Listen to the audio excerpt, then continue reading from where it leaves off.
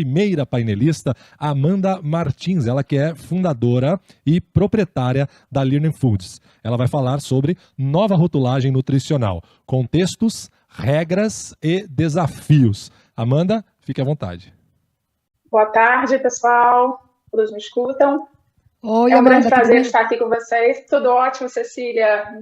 Muito prazer. Eu queria primeiramente agradecer, é uma grande honra estar aqui a primeira vez no Clash, e eu espero conseguir, através dessa palestra, né, nesses 15, 20 minutos que eu tenho, trazer um compilado para vocês, combinado? Então, vamos lá, pessoal.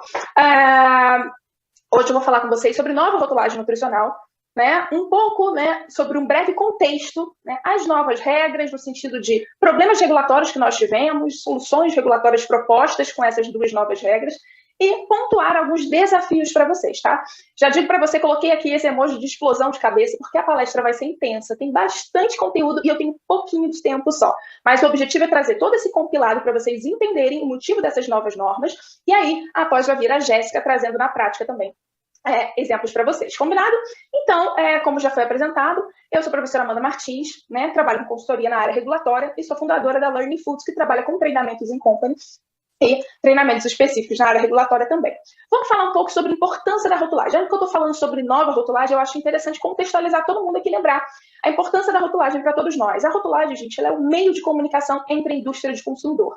Se ela é um meio de comunicação, concorda comigo que são através dessas inscrições, dessas imagens, que nós temos, que o consumidor é capaz de realizar, né, fazer escolhas conscientes. Então, o papel da rotulagem é muito importante nesse meio de comunicação.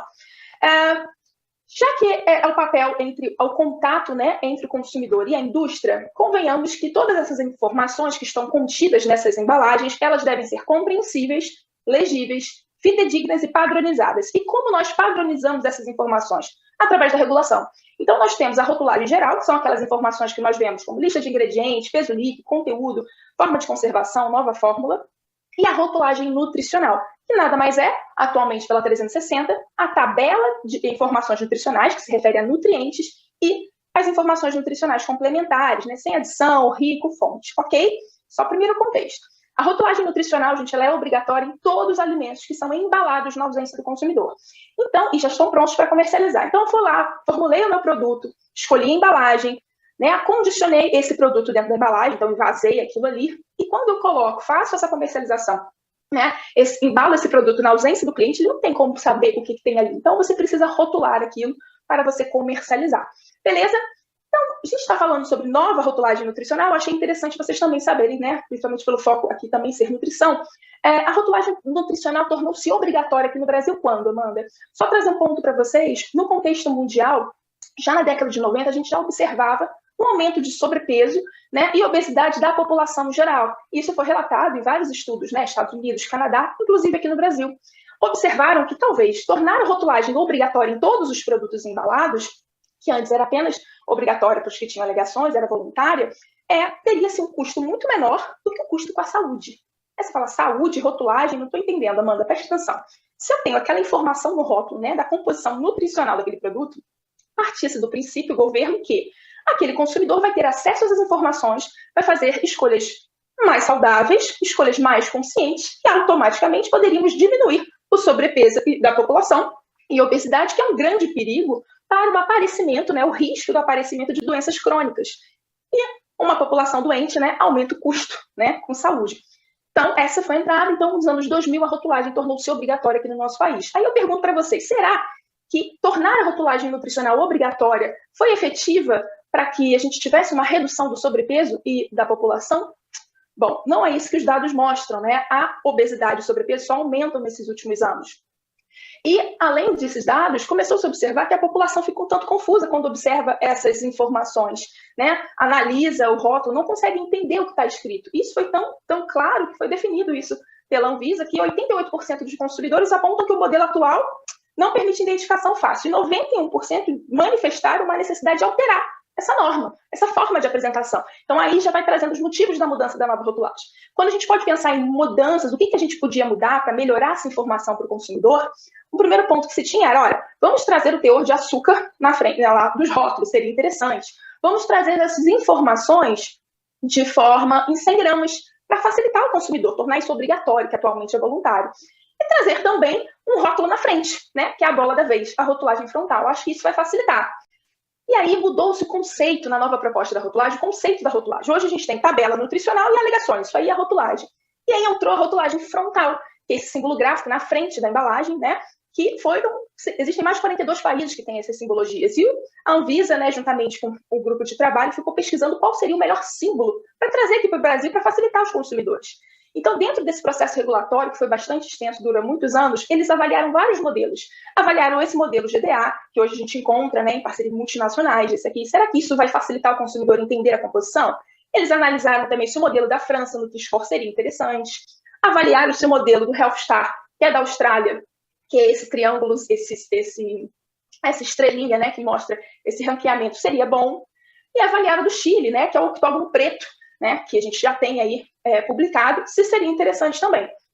O que a gente observou? Né? No Chile, a gente tem quanto mais nutrientes críticos, maior o número de selos nós tínhamos. Então, será que isso seria legal para o Brasil, ter vários selos, etc? Foi discutido isso durante bastante tempo. Tivemos consulta públicas, relatórios, e aí a solução regulatória desse processo todo discutido foi a publicação dessas duas legislações, 429 e Instrução Normativa 75. Então, esse foi o contexto, ok? Estou aqui correndo, mas vamos embora, vamos no pique comigo. Sobre as novas regras, eu vou fazer um resumão dos problemas e soluções que nós tivemos com essa publicação. O primeiro ponto que a gente tem que ter, a 429 é o que você tem que fazer, tá? E a IN 75 é como você tem que fazer. Já mudou completamente a técnica legislativa, agora são artigos, caput, então bem diferente do que um anexo que a gente tem hoje. Então a interpretação pode dificultar um pouco algumas pessoas. Um problema identificado, então agora eu vou falar para vocês os problemas que foram identificados e as soluções que nós tivemos com a nova rotulagem. Vários alimentos não precisavam ter informações nutricionais, mesmo que embalados na ausência do consumidor. Como aditivos, produtos exclusivamente B2B, não precisavam. Qual foi a solução regulatória, então, que foi dada? Para trazer essas informações mais precisas, trazer isso, entrou no âmbito de aplicação que bebidas, aditivos e produtos destinados de B2B precisam, sim, ter rotulagem nutricional. Só que teve uma opção, produtos exclusivamente B2B, você pode fazer a declaração na tabela nutricional, não no rótulo. É gosto do cliente, então você pode combinar isso através de envio de documentos, isso facilitou também. Um problema que eles identificaram para a gente mudar a rotulagem foi difícil legibilidade, né? Então, hoje a gente tem a tabela nutricional embaixo de selos, né, de selagem, com difícil contraste. E qual foi a solução regulatória? Na nova rotulagem, não pode mais isso. Se você vai colocar a tabela nutricional, ela não pode estar em área de selagem, ela tem que estar de fácil visualização, não pode estar difícil. Então, esse é um ponto que todo mundo tem que avaliar a cadeia para avaliar esse layout. Outro ponto discutido durante o processo é, poxa, não podia ser um pouquinho maior essas letras? É tão pequenininho? A solução foi tornar as letras de maior tamanho, então temos 2,8 milímetros aí do que 1. Então isso mudou bastante, o que vai impactar diretamente no layout também da embalagem. Tivemos uma difícil comparação, tá? Hoje a gente vai pegar, vamos pensar, produtos individuais, um picolé de 59 gramas e outro de 62. O consumidor queria comparar qual que ele queria, do ponto de vista nutricional, era difícil comparação, tinha que fazer conta. Qual que foi a solução? Declaração por 100 gramas, obrigatório. Então, você vai ter a declaração, você vai conseguir comparar as categorias, enfim, os produtos, independente da sua porção, tá? O que foi ótimo. Outro problema identificado é aquilo ali. A gente vai pegar um produto, um sorvete em massa, vai ver lá a porção 60 gramas. Mas olha, eu tenho aqui 710. Quantas porções tem realmente dentro desse pote? Então, a solução que trouxe na nova rotulagem é a obrigatoriedade de trazer porções por embalagem, né? Então, a gente traz, tem 12 porções aqui, mas tem regras de arredondamento também. Então, isso é uma mudança que vocês vão ver. Outra coisa, falta de padronização. Hoje a gente pode ver tabelas nutricionais com cor de linha e fundo de qualquer maneira, né? Combinando basicamente com o design da embalagem. Então hoje nós tínhamos isso, uma falta de padronização. Agora na nova rotulagem só pode ter tabela com fundo branco e linhas pretas. É tudo preto no branco, tá? Independente, não pode modificar. Outro ponto que se tinha avaliado na rotulagem é que nós só tínhamos 2 modelos, né? Nós temos só 2 modelos mais a linear. Bom, e a questão de formatação era bem aberta. Com a nova rotulagem, nós teremos 5 novos modelos de tabela, tá? O que facilita também para você poder utilizar. Não teremos mais essa frase lá embaixo de valores diários, foi substituída.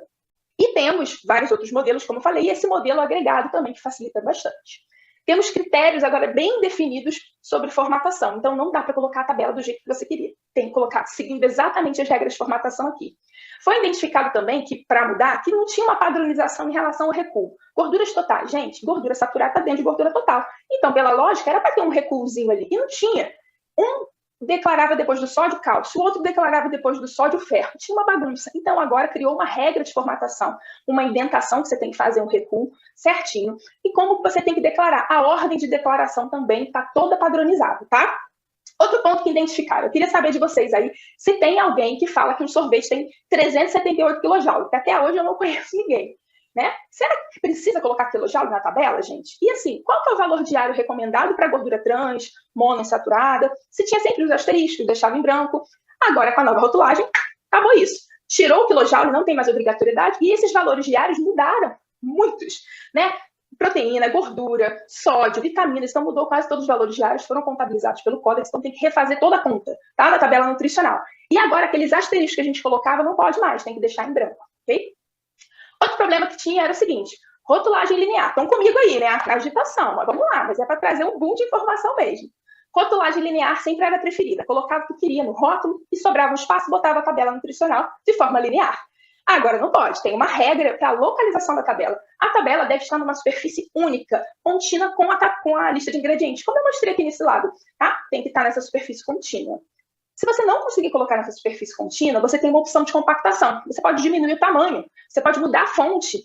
A Anvisa, inclusive, deixa até você abreviar. Mas, se você não conseguir, em último caso da vida, você pode usar linear. Mas também tem regra de formatação, não é bagunça mais. Alguns rótulos tinham açúcar, outros não tinham. Que açúcar era esse? Gerava uma confusão para o consumidor. Então, a Anvisa padronizou. Vamos declarar obrigatoriamente dois novos nutrientes. Açúcares totais e açúcares adicionados.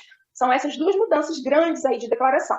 Açúcares adicionados, gente, nada mais são essas frações, né, desses ingredientes que nós usamos, né, na produção aí de sorvete, na produção dos alimentos, para dar textura, né, para ajustar processo tecnológico, conservação, extrato de malte, açúcar de cana, maltodextrina, tudo que a gente adiciona com esses objetivos tecnológicos, né, são açúcares adicionados, tá?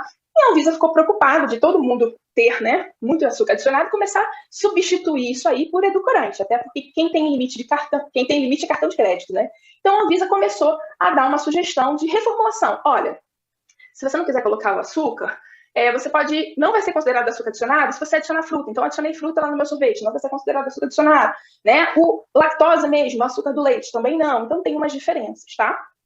Outro ponto, problemas. Alimentos que requerem preparo. Por exemplo, estou pegando um pó para preparo de sorvete.